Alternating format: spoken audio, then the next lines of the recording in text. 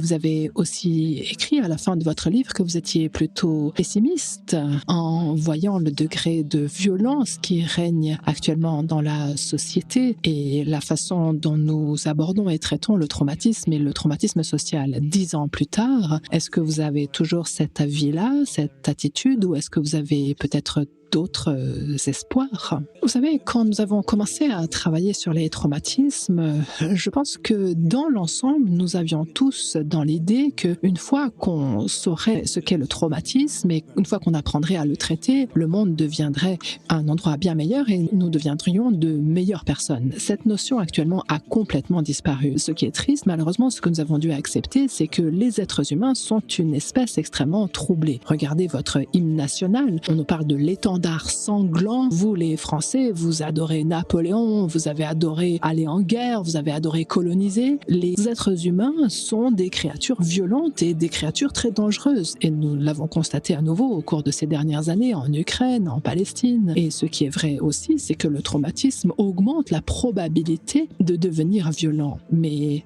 le fait de ne pas être traumatisé ne signifie pas pour autant qu'on va être un chouette être humain bien gentil. Notre histoire ne nous rend pas très optimiste, même si on peut dire que les gens vivent actuellement bien mieux qu'ils n'ont pu le faire jusqu'ici, ça c'est sûr aussi.